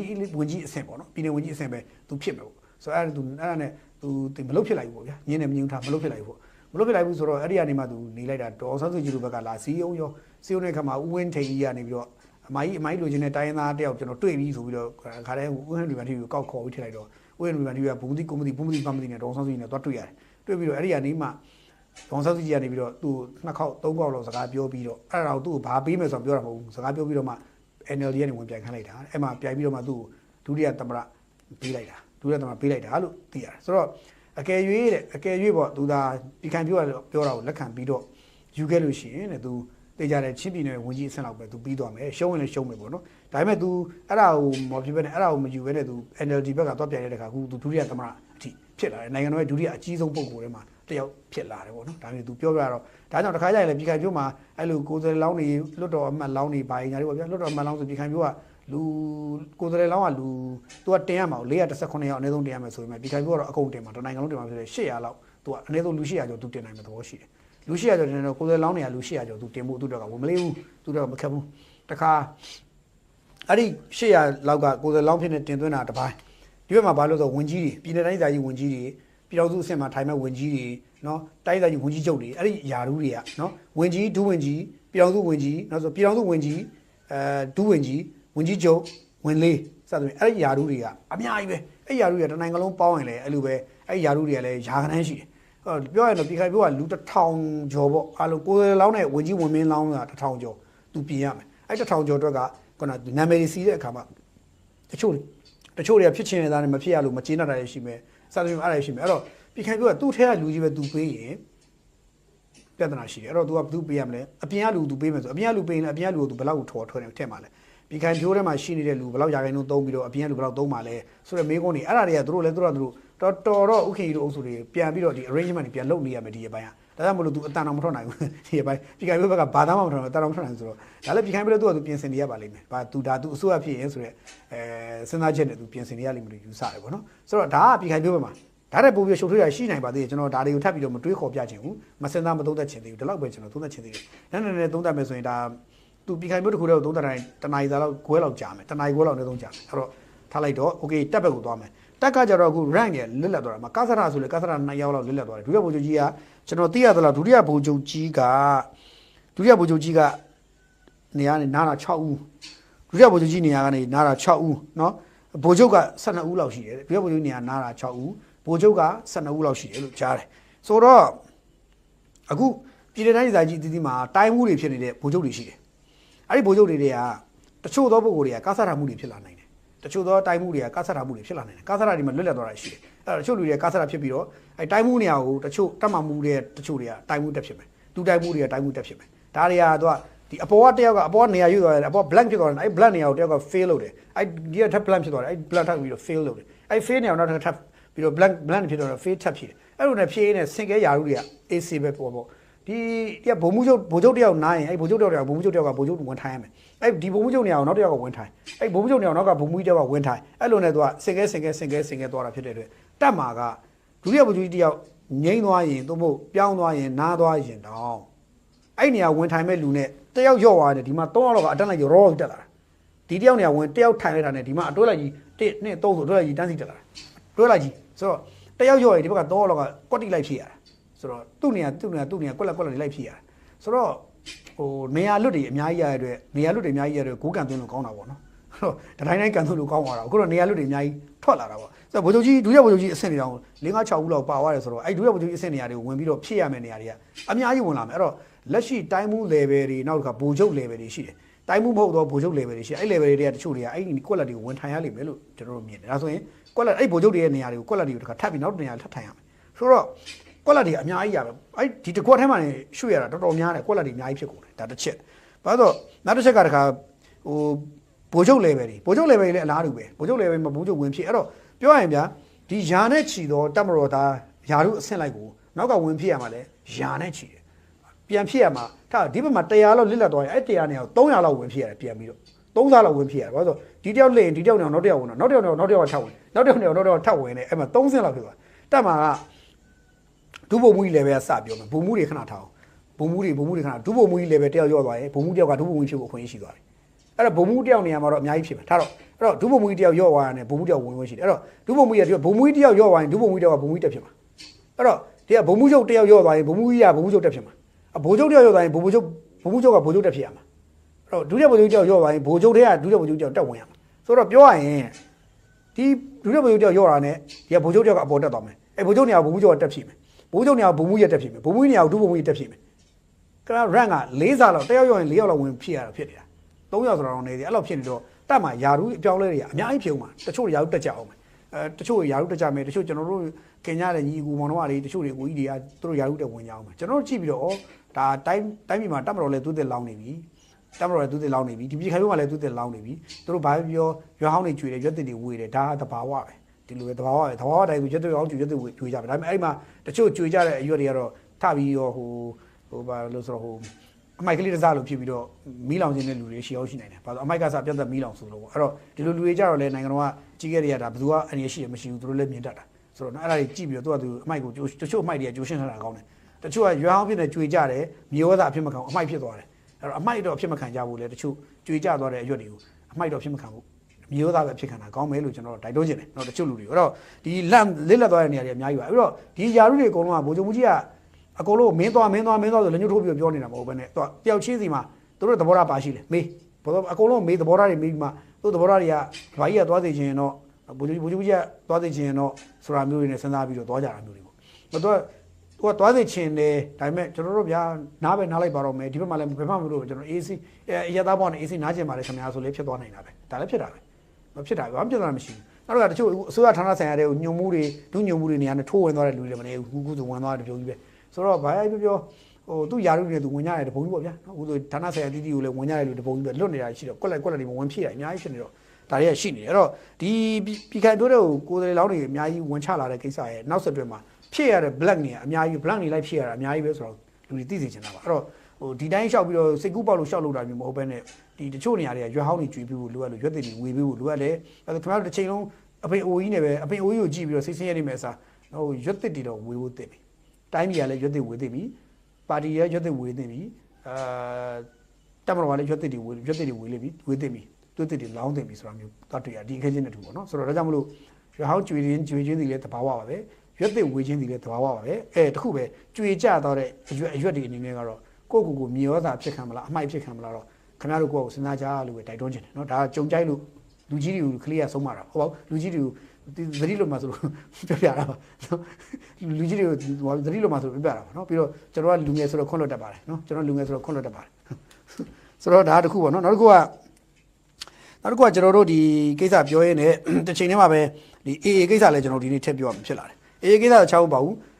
ကျွန်တော်တို့ဒီဘက်မြန်မာအစိုးရဘက်ကအမြဲတမ်းဒီ AA နဲ့ပတ်သက်ပြီးတော့ထုတ်ပြန်နေတာရှိတယ် AA ဒီမွေးစဝါနဲ့ပတ်သက်ပြီးတော့တဲဆောင်ရောင်းဝယ်ဖြန့်ချီအတကုံလုပ်နေတယ်ဆိုတာကိုကျွန်တော်တို့အမြဲတမ်းပြောခဲ့ပါတယ်ဒီဘက်ကအစိုးရထုတ်ပြန်တာမှာထုတ်ပြန်ချက်အားလုံးကိုကျွန်တော်ပေါင်းလိုက်တဲ့အခါမှာပေါ့နော်ကျွန်တော်ခံမှန်းတာပေါ့နော် AA ကမွေးစဝါတဲဆောင်ရောင်းဝယ်ထုတ်လုပ်မှုလုပ်ကြောင်းဆိုတော့လွန်ခဲ့ဒီနောက်ဆုံး2နှစ်အတွင်းမှာတော့အစိုးရရဲ့ထုတ်ပြန်ချက်ဒီ2နှစ်အတွင်းမှာအစိုးရထုတ်ပြန်ချက်အားလုံး9ဆောင်လောက်ရှိတယ်9ဆောင်လောက်အနည်းဆုံးရှိတယ်ဒီ2နှစ်အတွင်းမှာ AA ရဲ့ရောင်းဝယ်မှုမိတာ9ကြိမ်မကရှိတယ်အဲ့ဒီ9ကြိမ်တိုင်းမှာတစ်ကြိမ်ချင်းစီကိုတွက်ပြီးတော့ကျွန်တော်ပြောရရင်အဲ့9ကြိမ်နဲ့ပတ်သက်ဘီလီယံ1000ကျော်တယ်ကျပ်ဘီလီယံ1000ကျော်တယ်ကျပ်ဘီလီယံ1500လောက်ပတ်လေတော့ရှိတယ်အဲ့9ကြိမ်တို့မှာ AA ရဲ့မူရစေဝါကိုမိတာကြီးကဘီလီယံ1000ကျော်တယ်ဆိုတော့ကျပ်ဘီလီယံ1000ကျော်ဘိုးလောက်ဒီ AA ကမူရစေဝါတဲဆောင်ရောက်မှုတွေလုပ်ထားတယ်မိတယ်ပေါ့ဗျာမမိတာဘယ်လောက်တော့လဲဆိုတော့တစ်ခါကျမိရင်တစ်ခါမမိတာ10ခါဆိုရင်မိတာဘီလီယံ1000ဘိုးဆိုမမိတာဘီလီယံ1000ဘိုးလောက်ရှိနေသေးတယ်ဆိုတော့ AA ကအဲ့ဒီမူရစေဝါတဲဆောင်ရောက်ဝယ်ကြီးကြီးလုပ်ပါတယ်ဆိုတော့ကိုဒီဘက်ကအစိုးရကပြောတဲ့အခါမှာAAကအမြဲတမ်းခိုင်ဒုက္ခတို့ကထုတ်ထွက်ညင်းတယ်နော်ထွက်ညင်းတယ်စစ်ကောင်စီကတော့ဘာဖြစ်တာညာဖြစ်တာစစ်ကောင်စီကကလင်ကြီးပြောတယ်စစ်ကောင်စီကဘာဖြစ်တယ်ညာဖြစ်တယ်ဒီလိုပဲသူကဒီစစ်တပ်ကိုပဲအပြစ်ထိုင်တင်ပြီးတော့သူတို့ကမွေးဆိုတာမလုပ်ဘူးလုံးဝအင်နိုဇန်လေးတွေယူသားပါတယ်ကျမတို့ကအပြူပါပြစ်ဒဏ်မလုပ်ပါဘူးဆိုပြီးပြောလို့ဖြစ်တယ်နော်ကျမတို့ကအပြူပါပြစ်ဒဏ်မလုပ်ပါဘူးဆိုပြီးလုပ်တယ်ဆိုတော့ပြစ်ဒဏ်ပေါ့ဗျာဘယ်နဲ့အပြူလို့ပြောချင်ရတာတုံးဆိုပြီးယောက်ျားမရသေးလို့အပြူလို့ပြောချင်တယ်ဆိုတော့လေပြောပေါ့ဗျာတိုးတော်လည်းပြစ်ဒဏ်ပဲလीနော်ဆိုတော့အဲ့တော့ AA ကမဟုတ်ဘူးပဲညင်းနေဒီဘက်တစ်ဖွဲ့လေးပြောနေတယ်ခု AA ကခုထပ်ပြီးတော့ညင်းရတဲ့ကိစ္စပေါ်လာပြန်တယ်အဲ့ဒါပဲဆိုဘင်္ဂလားဒေ့ရှ်ကမနေ့ကတော့ဘင်္ဂလားဒေ့ရှ်မီဒီယာတွေမှာပေါ်ပြလာကြည့်ပြီးတော့ကျွန်တော်AA ကတော့ဒါလည်းညင်းအောင်ပါပဲလို့နော်ဘင်္ဂလားဒေ့ရှ်ရဲ့ဒီနေကြားဆောင်တက်ကပေါ့နော်ဘင်္ဂလားဒေ့ရှ်က BGB ကနေပြီးတော့သတင်းစာရှင်းလင်းပွဲတစ်ခုလုပ်တယ်အဲ့ဒီအချိန်မှာလုပ်တဲ့အခါမှာဘင်္ဂလားဒေ့ရှ်ရဲ့နေကြားဆောင်တက်ကဘူမူမိုဟီဒီန်အာမက်ပေါ့နော်သူကပြောတယ်ရာဘကုန်သွယ်မှုတွေမှာတဲ့ဘင်္ဂလီကဒုက္ခတည်ဆောင်သူတွေဖြစ်ပြီးတော့မြန်မာနိုင်ငံအာရခတပ်တော်စီကနေရာဘတွေကိုဘင်္ဂလားဒေ့ရှ်တွေတည်ဆောင်ရောင်းချနေပါတယ်လို့ပြောတယ်ဒီတကားလေးတစ်ခွန်းကိုပဲ point ထောက်လိုက်တာဆိုတော့ဘင်္ဂလီတွေကမွေးစေဝါတည်ဆောင်သူတွေဖြစ်ပြီးတော့အဲ့တည်ဆောင်တဲ့ဘင်္ဂလီတွေကဘယ်သူစီကနေယူလဲဆိုတော့အာရခတပ်တော်ဆိုတော့ AA စီကနေယူနေပါတယ်ဆိုတာမျိုးကိုသူကထုတ်ပြောသွားတယ်ထုတ်ပြောတော့ AA ကမွေးစေဝါတည်ဆောင်ရောင်းဝယ်မှုရှိတယ်ပြောရင်သူ့ရဲ့80ရာခိုင်နှုန်းနီးပါးပင်လယ်ရောက်တဲ့ဆင်ဝင်လာပြီးတော့သူတို့ရဲ့ဘင်္ဂလားဒေ့ရှ်နိုင်ငံကိုချိန်ချောက်မှုတွေကြီးကျယ်ဖြစ်နေပြီဘင်္ဂလီနဲ့AA နဲ့ပေါင်းပြီးတော့ဘင်္ဂလားဒေ့ရှ်နိုင်ငံတွေကိုမွေးစေဝါနဲ့ပတ်သက်ပြီးချင်းချောက်မှုအကြီးအမားဖြစ်နေပါပြီဆိုတာမျိုးတွေဒါ BGF က BGB ကထုတ်ပြောတယ်ဘင်္ဂလားဒေ့ရှ် border gap ကထုတ်ပြောတော့ကျွန်တော်တို့ဟာဒီဘက်ကအစိုးရမြန်မာအစိုးရတစ်ဖွဲ့တည်းပြောနေတာမဟုတ်တော့ဘူးဒါကြတဲ့ဘင်္ဂလားဒေ့ရှ်အစိုးရကပြောလာပြီဆိုတော့ AA တော့ကြောက်ပိတ်မိပြီသွားပြီဆိုတော့ကျွန်တော်တို့ကမြင်ထားပြီးသားဒါပေမဲ့ AA ကခိုင်ဒုက္ခကတော့အားလုံးသိတဲ့အတိုင်းပဲညင်းဆဲပဲခိုင်ဒုက္ခဘယ်လိုညင်းလဲဆိုတော့ဟိုတဲ့ဒါတဲ့ဘင်္ဂလားဒေ့ရှ်အနေနဲ့ဒါတမင်ကိုတဲ့သူတို့ကိုဆွဆွဲတာတဲ့ ဆွဲတာတဲ့ပြီးတော့တဲ့ဘင်္ဂလားဒေ့ရှ်ကတဲ့အကျင့်ပြည့်အခြားစားအရာရှိတွေနေတဲ့စစ်ကောင်စီကအကျင့်ပြည့်အခြားစားအရာရှိတွေတဲ့သူတို့အကျိုးစီးပွားတွေထိခိုက်လာလို့တဲ့ AA ကသူတို့အဲ့နယ်မြေတွေသိမ်းပိုက်လိုက်တဲ့ခါမှာတဲ့နော်ဘင်္ဂလားဒေ့ရှ်နယ်စပ်နယ်မြေတွေသိမ်းပိုက်လိုက်တဲ့ခါမှာသူတို့အကျိုးစီးပွားတွေကိုထိခိုက်တယ်မွေးစီးပွားသက်ဆောင်ရောင်းဝယ်အကျိုးစီးပွားပေါ့အဲ့တော့ AA ရဒီဘင်္ဂလားဒေ့ရှ်နဲ့နှိစက်တဲ့နယ်မြေကို AA ရသိမ်းလိုက်တယ်သိမ်းလိုက်တဲ့ခါကျတော့အဲ့နယ်မြေထဲမှာမွေးစီးပွားသက်ဆောင်ရောင်းဝယ်ကိုအတူတူလုပ်နေတာကစစ်တပ်နဲ့ဘင်္ဂလားဒေ့ရှ်ကကျင့်ပြည့်ခြားသားဟိုတက်သားတွေပေါ့နော်ပေါင်းပြီးလုံးကြတယ်ပေါ့အဲ့ဒီလုံးကြတာကိုအေးရသိလိုက်တယ်သူတို့စက်ခွက်ကိုထိသွားလို့သူတို့အေးပေါ်မှာဘင်္ဂလားဒေ့ရှ်ကပါလာပြီးဆွဆွဲတာဆိုပြောတယ်ဆိုခိုင်သူကပြောတာခင်ဗျားတို့အနေနဲ့တမကြတယ်လို့ဟိုထင်လားခင်ဗျားတို့ရေပုံးကကြတကယ်အထားကြဖြစ်တယ်လို့ထင်လားစဉ်းစားကြည့်ဗျာဘင်္ဂလားဒေ့ရှ်ကနေကြားတောင်းတက်ကြတယ်မြန်မာပြည်ကနေကြားတောင်းတက်နေရခင်ဗျားကလည်းဟိုတစ်ချက်ရန်ဆောင်နေတာကိုစော်မယ်လှော်မယ်ဆိုတာကြီးဖြစ်နေတာအဲ့ဒါကိုပြီးတော့ဘင်္ဂလီ issue နဲ့မြန်မာနဲ့ဘင်္ဂလားဒေ့ရှ်ကဘလို့မှခင်ဗျာအစိတ်ကလုံးမရတဲ့ကိစ္စမှာ तू ကပဲထားပြောလိုက်ပြီးတယ်ဘင်္ဂလားဒေ့ရှ်စစ်တပ်နဲ့မြန်မာစစ်တပ်ကြားမှာမူးယစ်ဆောင်ရောက်ဝေးလုပ်ငန်းတွေလုပ်ကြတယ်အဲ့ရနေမှာထိကြိုက်လို့သူတို့ထိကြိုက်အေးရဝင်ထင်းလိုက်တော့ထိကြိုက်လို့သူတို့ဘင်္ဂလားဒေ့ရှ်ကထပြောတာပါဆိုပြီးတော့ခိုင်ဒုက္ခပြောတယ်အဲ့သူစကားကိုဘင်္ဂလားဒေ့ရှ်ကဘယ်လောက်စိတ်ဆိုးမှထင်လဲမြန်မာအစိုးရတော့ပြောနေပါတယ်ဗျာငကိုတွေကဒါမြန်မာအစိုးရလူတွေကတော့ဟိုမြေတာရှင်တွေဆိုတော့တိခံတတ်ကြတယ်သူတို့ကဟိုဘဘင်္ဂလားဒေ့ရှ်ကတော့စိတ်ဆိုးပြီးတော့ဟိုဘာဖြစ်မှာသိကြပြောမှသိကြတယ်အဲ့တော့သူဘင်္ဂလားဒေ့ရှ်ကပြောတာကိုဆွဆွဲပါတယ်လို့သူကပြောတယ်ဆွဆွဲပါတယ်ဆိုဘင်္ဂလားဒေ့ရှ်ကိစ္စကသူတို့မသိဘူးသူတို့မလုပ်ဘူးဒါကြီးသူတို့မလုပ်ဘူးပေါ့အေးရလုံးဝမွေးစေဝါတဲဆောင်ရောင်းရင်ဘာမှမလုပ်ဘူးပေါ့ဆိုကျွန်တော်ဘာပြောမှမသိဘူးရခိုင်ပြည်နယ်မှာမွေးစေဝါဘလောက်တဲနေလဲဘလောက်ရောင်းနေလဲဆိုတာကျွန်တော်တို့ကောင်းသိတယ်တချို့ပါတယ်ကျွန်တော်ပြောစစ်တွေမျိုးတော့ရောင်းဝယ်တဲဆောင်လို့ဆိုတော့ကျွန်တော်အချိန်ချင်းပြောခဲ့ပြီခင်ဗျရခိုင်မှာစစ်တွေမျိုးမှာမူလဘာမှမဟုတ်ပဲတာမန်လောက်ပဲပတ်စံရှိရလို့ပြောနေချင်းညာချင်းစစ်တွေမျိုးထဲမှာသိန်းပေါင်း1000လောက်တန်တဲ့ခြံကိုသိန်းပေါင်း9000လောက်4000လောက်ပေးဝယ်တဲ့အထိပတ်စံတွေချမ်းသာသွားတယ်ဘယ်ရတာလဲရန်ကုန်ထဲမှာရှိတဲ့တချို့အဆောက်အဦတွေတချို့ဒီရခိုင်နဲ့ဆက်နွယ်တဲ့စီးပွားရေးတွေနေချင်းညာကြီးထွားလာတယ်အဲ့ဒါတွေအကုန်လုံးဘယ်ရတာလဲငွေတွေထင်တယ်အကုန်လုံးကမွေးစီးပွားနဲ့ဆက်နေတယ်ဆက်နေတယ်အဲ့တော့လေအစိုးရဖော်ထုတ်ဖမ်းဆီးရတယ်လေမိတယ်မနေဘူးခင်ဗျာခဏမိတယ်အဲ့တော့ရခိုင်တော်များများကဒီ AA ကိုထောက်ခံတဲ့ရခိုင်တွေပြောတာပါ AA ထောက်ခံတဲ့ရခိုင်တော်များကမွေးစီးပွားအကြီးကျယ်လုပ်တယ်အကြီးကျယ်လို့လုပ်ပြီးတော့အကြီးကျယ်ချမ်းသာပြီးတော့ရန်ကုန်မြို့မှာခင်ဗျမြေကွက်တွေလာဝယ်ထားတာအေးတထေးတွေအေးရဲ့တထေးတွေလာဝယ်ထားတာရန်ကုန်မြို့မှာမြေကွက်တွေအများကြီးရှိတယ်ရန်ကုန်မြို့မှာဘယ်ရပတ်စံတွေလာဝယ်တဲ့ပတ်စံရခိုင်တွေလာဝယ်တာနဲ့တာမဟုတ်အဲသူတို့ကြည့်တော့လေမီယိုဖလာချမ်းသာလားဆိုလဲမဟုတ်ဘူးနောက်ကြောင်ရောက်လိုက်ကြည့်တော့အဲ့လိုကြီးမဟုတ်ဘူးဘယ်ရတဲ့ငွေလဲဆိုလဲထောက်ထားမပြနိုင်ငွေပြူမပြနိုင်အဲ့ဒါနဲ့ဝယ်နေတာကဲအဲ့ဒါမျိုးအကြီးကျယ်ရှိတယ်အဲ့ဒါကိုမွေးစီကမလုပ်ဘူးလို့ခိုင်ဒုက္ခညင်းတာဗျညင်းတာခိုင်ဒုက္ခပြောင်းညင်းတာဒီကောင်တွေကပြောင်းတော့ညင်းရဲ့တတ္တိရှိတယ်ခိုင်ဒုက္ခတော့ဘာလို့ပြောင်းညင်းတယ်အခုသူပြောင်းညင်းတော့ဘင်္ဂလားဒေ့ရှ်ကမှတ်ထားမှာပဲအဲ့ဒါကိုမင်းညင်းတယ်ဟုတ်လားအေးငါတို့နောက်တစ်ခေါက်ကြာရင်တော့ဆိုပြီးတော့ဘင်္ဂလားဒေ့ရှ်နောက်ပိုင်းသက်သေပြလိမ့်မယ်သူကသာညင်းတာနောက်ပိုင်းသက်သေပြလိမ့်မယ်ပြီးတော့ပြီးခဲ့တဲ့အဲ့မနေ့ကပဲဘင်္ဂလားဒေ့ရှ်ဘက်ကနေပြီးတော့နော်ဘင်္ဂလားဒေ့ရှ်ဘက်ကနေပြီးတော့ဆက်လီတစည်းမြန်မာဘက်ကိုမောင်းလာလို့ဆိုပြီးတော့ဖမ်းတာနော်ဖမ်းတာဘာဖမ်းလို့ဆိုဘင်္ဂလားဒေ့ရှ်ကမြန်မာဘက်ကိုမောင်းလာတယ်ကုန်ကားကုန်ပစ္စည်းတွေတင်လာဘာကုန်ပစ္စည်းတွေပါလို့ဆိုကျွန်တော်ပြောရရင်သူကအာလူးတွေကြက်သွန်ပြူတွေဂျုံတွေပဲတွေနော်အားဖြစ်ချိုတွေ gas meat တွေ blade breaker တွေ mobile phone တွေမှန်ဘလူးတွေတန်လိုက်အိမ်မြောင်တွေအစရှိရတယ်ပေါ့နော်ငါးပိုက်တွေအကုန်လုံးဒီလူသုံးကုန်ပစ္စည်းတွေစားသုံးကုန်ပစ္စည်းတွေအများကြီးပါလာတဲ့နော်တင်မောနာမည်တော့ရှိတယ်ဗျာ FV Ahmed Ula bla မသိဘူးဗျာအဲ့နာမည်မရွတ်တတ်ဘူးအဲ့တော့ဒီအတူကောက်ခေါ်ရင်ဆာမူဒရာအဗီဂျန်အမည်ရှိတဲ့အဲ့စစ်တင်မောကနေပြီးတော့စက်တင်ဘာ14ရက်နေ့ကနေပြီးတော့နော်ဘင်္ဂလားဒေ့ရှ်ဆာမူဒရာဗီဂျန်ဆိုစက်တင်ဘာကနေပြီးတော့စက်တင်ဘာ14ရက်နေ့ကနေပြီးတော့သူကင်းလက်နေနဲ့ဘင်္ဂလားဒေ့ရှ်ကဒီစိတ်မာတင်ချာရာဂျွန်နာမှာအနောက်ဘက်ရေမိုင်10မိုင်လောက်ကွာမှာတစ်သားနဲ့လှုပ်ထားတဲ့လှေတစ်စီးကရောက်ချလာတယ်ဖြတ်ပြီးတော့ဘောင်းသွားကိုတွေ့တော့တားပြီးမေစစ်တာစစ်လဲစစ်ကောအဲ့တမောမှာဘာတွေပါလာလဲဆိုတော့တမောလည်းအဲ့မှာတားတာတော့မြန်လုံးမဲ့အတင်းမောင်းလို့နောက်ကတင်းလိုက်ဖမ်းရတာဂျာပြဖမ်းတော့မှအဲ့ဒီ FV Ahmed ဘာညာဆိုတဲ့အမည်ရှိတဲ့အဲ့တမောကအဲ့ကုနာစားသုံးကုန်တွေအပြည့်နဲ့ဒီရခိုင်ကမ်းမြောင်တွေကိုဝင်လာမှာရခိုင်နဲ့ဝင်လာမှာအဲ့ဒါအကုန်ဖမ်းပလိုက်တယ်14ရက်နေ့အဲ့ဒီမှာလူ17ယောက်ပါတယ်စစ်လိုက်တဲ့ခါကျတော့ဘယ်ကိုပို့မှလဲဆိုတော့အဲ့ဒါရခိုင်ပြည်နယ်တွေကိုပို့မှာသူပြောနေအေးငတ်နေပြီဆိုတဲ့အတိပဲအေးရှိတဲ့ရခိုင်ပြည်နယ်အခုရခိုင်တွေငတ်နေတော့ရခိုင်ကိုကုန်ဘင်္ဂလားဒေ့ရှ်ကလူတွေကဒီစားသုံးကုန်တွေကိုဟိုမှာထားတော့ဟိုဒေါ်လာ3သိန်းပို့လောက်ဝယ်ဒီမှာဒေါ်လာ2သိန်း3သိန်းလောက်ရနိုင်ကြီးရှိတော့နမူနာပြောတာပေါ့နော်အဲ့လောက်ရတော့ပွင့်လန်းပြောရတော့ဒေါ်လာ9000ပို့လောက်ဝယ်ဒီမှာ3သိန်းလောက်ရမှာဆိုတော့ဒီကနေဝယ်ပြီးတော့ချက်ချင်းဒီဘက်မြန်မာဟိုပဲရခိုင်ပြည်နယ်လာပို့တာတကုံပို့တာအဲ့ဒါမျိုးပို့တာအဲ့ဒါကိုကဖမ်းမိတာပြောရရင်တော့အဲ့ဒါကိုကြည်ချင်းအဖြစ်အေးကဒီဘက်မှာလည်းစားပေါက်ပိတ်နေပြီရခိုင်ကဟိုရခိုင်တွေတချို့ဟာတွေစားပေါက်ပိတ်နေပြီဒီဘက်ကဘင်္ဂလားဒေ့ရှ်ဖမ်းတယ်အဲ့လိုဖမ်းတော့မွေးစောဟာတွေလည်းဖမ်းမိထားတာရှိလို့ဟိုကပြောတာအလကားမဟုတ်မွေးစောဟာလည်းဖမ်းမိထားရှိလို့ဒါကြောင့်မလို့သူကပြောတာနော်ဒါကြောင့်မလို့ထက်ခါပြောတာ ဘင်္ဂလီတွေဟာတဲ့ရာမဆေးပါးတွေကိုအဓိကမောင်ကူကူတွေဖြစ်တယ်သူတို့မောင်ကူမွေးဆေးပါလင်းလင်းများရွှေ့ပြောင်းနေတာကြောင့်သူတို့ဖမ်းဖို့ခက်ခဲတယ်တဲ့ကျွန်တော်နိုင်ငံတွေကမတမာဘူးချုပ်ရလဲသူတို့ရဲ့အကျိုးစီးပွားအတွက်မြန်မာနိုင်ငံတွေကအေးအေးလက်နက်ကင်အဖွဲ့နော်အာရကန်အာမီပေါ့သူကအဖွဲ့အစည်းကနေတဲ့မွေးဆေးဝါးဆေးကြောဆေးပါးတွေယူပြီးတော့ဘင်္ဂလားနိုင်ငံတို့တွင်းနေကြပါတယ်ဆိုပြီးတော့ဘင်္ဂလားဒေ့ရှ်ကနော်ခုနတပ်မှုဘုံမူကြီးမိုဟီဒူဟင်အာမက်ပေါ့နော်သူကကိုယ်တိုင်ပြောတာအဲ့တော့ပြောချင်တာရှင်းစင်နောက်စင်ဒါသူသင်္ဘောလဲဆက်လေလဲဖမ်းနေတယ်ခါတဲ့သူတန်းပြီးပြောတာတချို့ပါတယ်တန်းပြီးတော့တန်းရှင်းလို့ပြောတာပြောရင်တော့နေသက်တစ်လျှောက်မှာစောင့်ကြည့်ခိုင်းတဲ့အခါမှာတဲ့သူ့အနေနဲ့တွေ့တာတဲ့မွေးဆေးဝါးဘင်္ဂလားဒေ့ရှ်ဝင်လာမွေးဆေး80ရာခိုင်နှုန်းကတဲ့နော်ဒီကဲရိုးတန်းတွေဖြတ်ပြီးတော့ရခိုင်ကဲရိုးတန်းဖြတ်ပြီးတော့ဝင်လာတာတဲ့အဲ့တော့ဒီလမ်းကြောင်းတွေဆိုဘင်္ဂလားနိုင်ငံတစ်ခုတည်းသာမကပဲအခြားနိုင်ငံတွေမွေးမောင်ကူကူတာတွေတွေ့ပြီးတော့ကျွန်တော်တို့လူငယ်တွေကထိခိုက်ချင်းချောက်မှုတွေဖြစ်နေပါပြီဆိုပြီးတော့သူကဒီအဲ့ဘုံမူကြီးကပြောတာသဘောကတော့ရှင်းရှင်းပြောရရင်တော့အေအေတွေရဲ့လှုပ်ဆောင်ချက်တွေပြောနေတာအေအေတွေကတော်တော်ပြောပြတယ်ပေါ့နော်ဆိုတော့ပြောရရင်တော့မွေးစေဝါတွေကိုအေအေကဒီဘင်္ဂလီနဲ့ပေါင်းဖြန့်နေပြီဆိုတဲ့သဘောမျိုးပြောတာအဲ့တော့ဘင်္ဂလားအေအေကတော့ပြောင်းညင်းတော့ပဲညင်းနေစေပဲညင်းနေစေပဲအဲ့တော့စောင့်ကြည့်ပေါ့ဗျာနောက်တစ်ချိန်မှာခင်ဗျားဟိုတကယ်ဟိုမွေးစေဝါဖန်စီအဖွဲ့အစည်းတွေအများပါကဘာနဲ့ရှိတယ်အဲ့လူတွေအကုန်လုံးကမြန်မာပြည်ရဲ့သင်္ဘောတွေဆက်လီတွေအကုန်လုံးဂျိုလူကနေရေဒါနဲ့စောင့်ကြည့်နေတာအဲ့ဒါကိုအေအေကညင်းနေသေးတယ်ဆိုရင်တော့အေအေအချက်ပွဲမယ်ဆက်ညင်းလေသူကွဲလိမ့်မယ်ညင်းမစေကျွန်တော်ကပိုကြိုက်တယ်ညင်းလေကွဲလိမ့်ဖြစ်မှာဘာလို့ဟိုကစောင့်ကြည့်ပြီးတော့သိတယ်ခင်ဗျာဩစတြေးလျကမွေးတာစီအဖွဲ့ဆိုရှိတယ်အဲ့အဖွဲ့ကြီးကလည်းခင်ဗျာမြန်မာပြည်မှာရှိတယ်ပါလေအကုန်လုံးအပေါ်နေစောင့်ကြည့်နေတာဂျိုလူကနေပုံမှန်ကြည့်နေတာကြည့်နေတော့ဒီသင်္ဘောတွေဆိုရင်ဘယ်သင်္ဘောဘလောက်မြန်မာပြည်ကဆက်လီတွေမြန်မာပြည်ကတချို့မြန်မာနိုင်ငံရဲတပ်ဖွဲ့မွေးရထူတပ်ဖွဲ့ကိုတခါတလေဘင်္ဂလားဒေ့ရှ် sorry ဩစတြေးလျကနေလှမ်းပြောတာဩစတြေးလျဟိုနေပြီးတော့ဘာဖွဲ့သီးကျွန်တော်မေ့နေအဲ့ဖွဲ့သီးအဲ့ဖွဲ့လှမ်းပြောတာခင်ဗ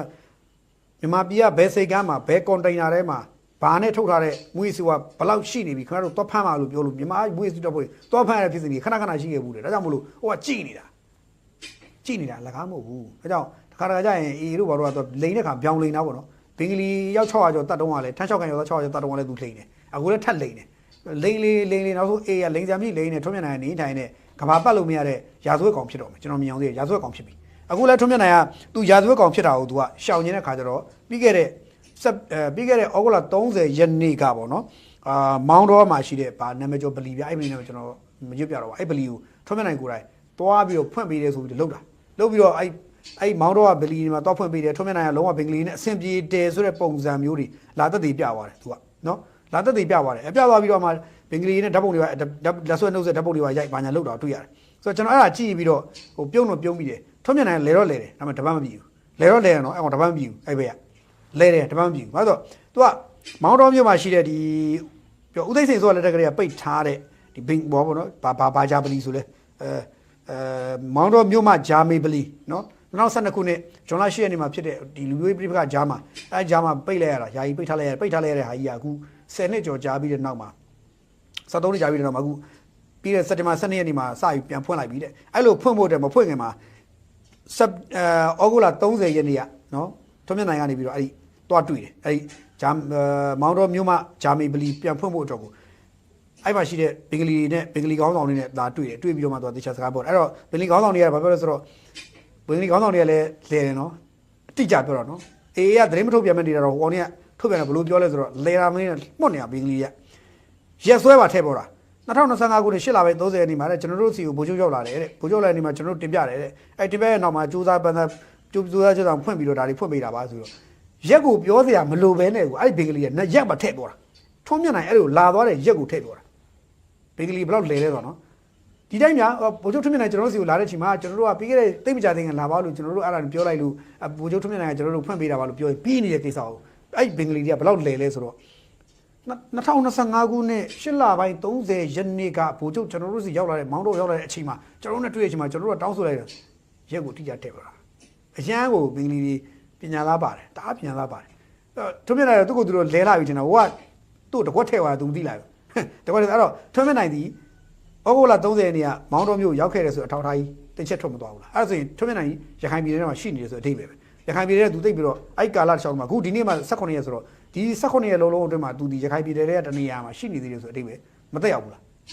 းနော်ဒါမှမဟုတ်လေသူပြေးပြီလားဒါမှမဟုတ်ဘယ်ကိုပြေးပြီလဲဆိုတာမျိုးပေါ့နော်ဟိုပလက်ဝတီတက်သွားပြီလားဒါမှမဟုတ်ဟိုနာဂတောင်တန်းတီတက်သွားပြီလားမေးရမဖြစ်နေပြီဒါမှမဟုတ်ကချင်ပြည်နယ်ပြန်ပတ်ပြေးပြီလားဘယ်လိုပြေးပြီလဲမေးရမယ်ဒါမှမဟုတ်သေချာတာတော့ထွန်းမြတ်နိုင်သည်လာပြီးတော့ဘင်္ဂလီနဲ့သူအဆင်ပြေကြောင်းလက်ဆွဲနှုတ်ဆက်တယ်ဟိုမှာထန်း6ကန်ရောသား600ကျော်တက်ခံပြီးတဲ့နောက်မှာလက်ဆွဲနှုတ်ဆက်ပြီးတော့ဘင်္ဂလီနဲ့တူတဲ့ဓာတ်ရဲရှိတဲ့ပုံစံမျိုးကဘာကိုပြချင်တယ်ဒါရင်ပြဿနာကဘာကြီးက तू ပြောတော့မယုံတော့ဘူး तू ဘယ်လောက်လိမ်လိမ်မယုံတော့ဘူးကဘာကြီးက तू မသိတာက तू မယုံတော့ဘူး တေချာထွန်းမြတ်နိုင်တစ်ချိန်မှာရာဇဝတ်ကောင်ဖြစ်နေကြပြနေထိုင်နေဘာခေါ်လို့ဆိုမထင်မရှားနဲ့တနေရာမှာဇက်မြုပ်ပြီးတော့ပျောက်သွားမယ်လူသားမှာပါလိမ့်မယ်ဘာလို့ထွန်းမြတ်နိုင်ချင်းမကောင်းရိုင်းသွားချင်းမကောင်းဘာလို့ဘင်္ဂလီရှုလည်းသူရှင်းလို့မလွယ်ဘူးနောက်တစ်ခုကဘင်္ဂလီရှုသူရှင်းလို့မလွယ်ဘူးနောက်တစ်ခုကဒီမွေးစေဝပြဿနာနဲ့သူညှိနေပြီသူကသူပြီးတော့တရုတ်ကလည်းသူ့ကိုတဖြည်းဖြည်းနဲ့သူ့ကိုကန်လာတိတ်ပြီးတော့ထွန်းမြတ်နိုင်တဖြည်းဖြည်းနဲ့တိတ်ပြီးတော့အနာကပ်မခံတော့တဲ့သဘောမျိုးတွေ့ရတယ်တခါဝါတို့ကလည်းမိုင်းလားတို့ကလည်းတိတ်ပြီးတော့မပတ်သက်ချင်တော့ဖြစ်လာတယ်ကိုကန်ကလည်းနည်းနည်းစဉ်းစားနေပြီကိုကန်လည်းသူ့ကြိုးစီးပွားနဲ့ရှင်ထွန်းမြတ်နိုင်ကိုနည်းနည်းစဉ်းစားနေပြီမင်းတယောက်တည်းခိုးလုံခြင်းတော့ငါတို့ခွင့်ပြုရရမယ်မင်းတက်တော်ကြီးတော့ငါမကူညီနိုင်ဘူးဆိုတာမျိုးတွေပြောထားပြီးသွားပြီထွန်းမြတ်နိုင်ကိုဟိုကပြောထားပြီးတော့ဝါတို့မိုင်းလားတို့ကိုကန်တို့အကုန်လုံးကပြောထားတာမင်းတယောက်တည်းမင်းနဲ့မိမိသားစုမင်းခိုးလုံဖို့ဆိုရင်တော့ငါတို့ကမင်းကိုခိုးလုံခွင့်ပေးထားလို့ရပြီမင်းတက်တော်ကြီးတခုလုံးကူညီဖို့တော့ငါတို့မဖြစ်နိုင်တော့ဘူးဆိုတာမျိုးပြောထားပြီးသားအဲ့ဒါအဖြစ်ရှင်းသွားပြီအဲ့တော့ထွန်းမြတ်နိုင်ဘာဆက်လုပ်မလဲဆိုတော့မသိဘူးသို့တော့လှုပ်ရှားကိုင်းစံမရှိတဲ့ခါကျတော့နောက်ဆုံးတော့သူအနီးနားမှာရှိတဲ့အတွင်းအင်အားကိုစူးစီးရမယ်ဆိုပြီးတော့ဘင်္ဂလီနဲ့သူသွားတွေ့တယ်တော့လဲထွန်းမြတ်နိုင်ကဘင်္ဂလီနဲ့တွေ့တဲ့အချိန်မှာသူ့ဘေးနားမှာသူ့ကိုလုံခြုံရေးစောင့်နေဟွာတွေကနဲမှုလိုက်ပေးနေတာအေးတသားတွေလိုက်ပေးတာမတည့်ဘူးဘာလို့ဆိုသူမရောက်ခင်နဲ့အေးတသားတွေအဲ့မောင်တော်မျိုးမှာတခါခြေရှုပ်နေတာပုံပရှာပမွေးအချင်းတွေကသတင်းတွေအကုန်ပိတ်အချင်းတွေကဖုန်းတွေအကုန်ပိတ်အင်တာနက်အကုန်ပိတ်ပြီးတော့မှရောက်ခိုင်းပြီးတော့မှထွန်းမြတ်နိုင်လာမယ်လဲဆိုအဲ့မှာလုံးဝအကုန်လုံးလုံခြုံရေးအပြည့်ယူပြီးတော့ခင်ဗျာလက်နက်နဲ့အပြည့်စောင့်တာဘင်္ဂလီတွေတယောက်မှသူ့လုံးလုံးဆိုအပြစ်ဖို့ဆိုပြီးအဲ့လိုဒီစောင့်နေတာပြောချင်တာဟိုထွန်းမြတ်နိုင်ဘင်္ဂလီနဲ့သူသွားတာတွေ့တာသူ့မှာလုံခြုံရေးအပြည့်နဲ့သွားတယ်သူ့မှာလွတ်လွတ်ကျွတ်ကျွတ်မသွားရဘူးကြောက်တာသူလည်းကြောက်တရားတွေနဲ့သူ့မှာရှိတယ်သူတော်တော်စိုးရင်သူ့လုံခြုံရေးကိုသူထွန်းမြတ်နိုင်တော်တော်စိုးရင်နေပုံရတယ်စိုးရင်ပြီးတော့အသေးအံတစ်ခါလေလုံခြုံရေးအပြည့်ခင်းပြီးတော့ကွက်ပြည့်နေပြီးတော့လာတဲ့အထိရောက်သွားတယ်ဒါပေမဲ့လည်းသူ့ဝါရဖြန့်ဓာတ်ပုံကဘယ်နေ့မှတင်နိုင်လဲလို့ဘယ်နေ့မှမီဒီယာကြီးဖော်ပြလဲမင်းမနေ့က16ရက်နေ့ကြာမှစထုတ်ပြန်လာတယ်15ရက်နေ့မှာစပြီးတော့တချို့မီဒီယာကြီးစဖော်ပြပြီ16ရက်နေ့မနေ့ကဆက်ဖော်ပြတယ်ဒီနေ့19ရက်နေ့မှာအဲ့ဒီသတင်းတွေပေါ်လို့ရိုက်နေပြီဒါပေမဲ့ကျွန်တော်တို့ကမြင်လိုက်တာထွန်းမြတ်နိုင်သည်အဲ့ဒီသိလိုက်တာထွန်းမြတ်နိုင်သည်ရောက်ချင်းမှာသူရောက်ပြီးတော့တရက်တောင်24နာရီပြည့်တဲ့အထိတော့သူမထုတ်ပြန်ရသေးဘူး48နာရီအတွင်းမထုတ်ပြန်ရသေးဘူး82နာရီအတွင်းသူမထုတ်ပြန်ရသေးဘူးတေချာသူမထုတ်ရဘယ်နေ့မှဆို10ရက်လောက်ကြော်ကြာပြီးမှဒီသတင်းကိုအများပြည်သူသိအောင်လုပ်တယ်သူရောက်ပြီးတော့10ရက်ကြော်ကြာမှရောက်အောင်လုပ်တယ်ဗိုလ်ချုပ်ကြီးမင်းအောင်လှိုင်ကသွားတယ်ဒီနေ့သွားတယ်ဒီနေ့ညရုပ်တံမှာတခါတည်းသူ့နိုင်ငံမှာကြီးညာထားတာထွန်းမြတ်နိုင်ဒီနေ့ရောက်တယ်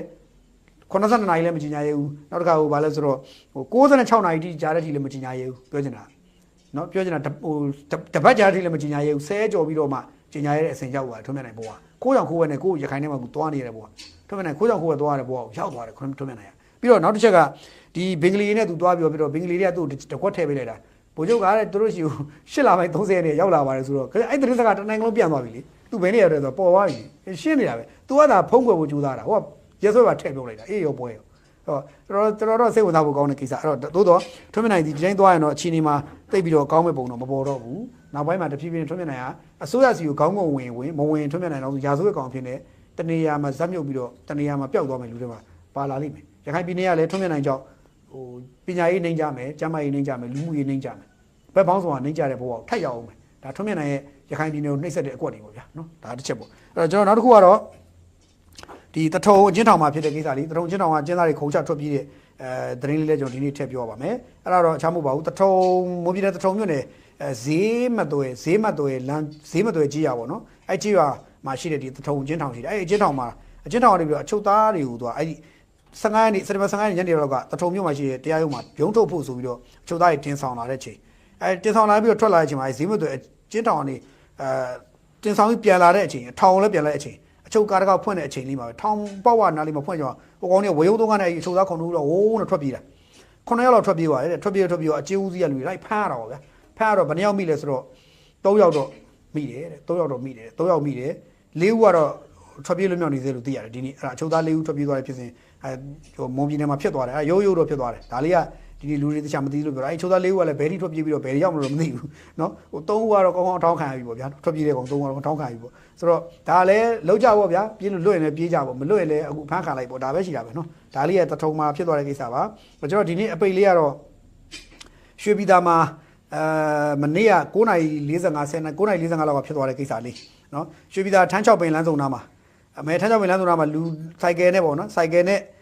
်တစ်စီးပေါ်မှာလူ4ယောက်စီးတယ်မဲစိုက်ကယ်တစ်စီးပေါ်လူ4ယောက်စီးတယ်နော်စိုက်ကယ်4ယောက်စီးလို့မရဘူးဆိုတော့4ယောက်စီးတယ်3ယောက်တော့စီးခွင့်မရှိဘူး4ယောက်စီးတယ်စိုက်ကယ်နော်ကျွန်တော်မူးနေတာမသိပါဘူးဗျာနော်ထန်း6ပင်လမ်းစုံရောက်နားမှာပေါ့နော်သူတို့ကထန်း6ပင်လမ်းစုံနားမှာအဲတောင်ဘက်ကနေမြောက်ဘက်ကိုမောင်းလာရင်ထန်း6ပင်လမ်းစုံနားလည်းရောက်တော့ဘယ်ကနေဘယ်လိုမောင်းတော့မသိဘူးဒါပေမဲ့ထန်း6ပင်လမ်းစုံထန်း6ပင်လမ်းစုံအရောက်ဗရမ ्या ဈေးဘက်ကနေပြီးတော့တောင်ဘက်ကနေမြောက်ဘက်ကိုမောင်းတဲ့အချိန်မှာစိုက်ကယ်တစ်စီးမှာလူ4ယောက်ကဘာလို့တယ်မှတ်လဲ တို့ရေးလို့ထားអော်တာ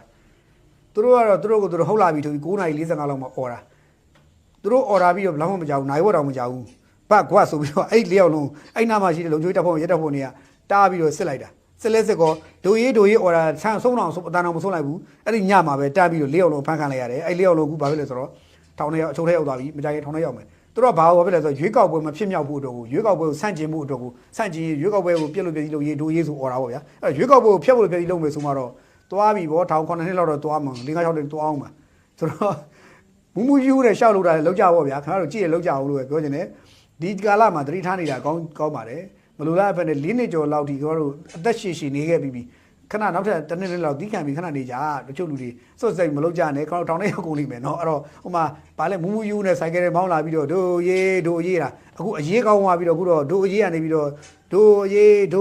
ထောင်နဲ့ဆိုထောင်ထဲသွားတော့မယ်ဆိုတော့တတိနဲ့ထားနေကြပါဗျာကျွန်တော်ဒါလေးတော့စေနာနဲ့တတိပေးတာပါအဲ့ဒါလေးပြောရင်းနဲ့ဒီတော့ဒီလောက်ပါပဲအားလုံးပဲကိုယ်ရသိရှိပါတိုင်းပြည်ကိုစေနာမှထားပါသစ္စာရှိပါကိုယ်နိုင်ငံသားအချင်းချင်းအပြန်အလှန်တပ်ဖြတ်နေကြတာကိုလက်ခုပ်လဝါ TV ပျော်နေတဲ့လူမိုက်လူရန်ကလူသားအကြမ်းဖက်အားပေးသမားခမားဖြစ်နေသလားဆိုတော့ကိုပြန်လဲမင်းတို့တော့ပြောရင်းနဲ့ good night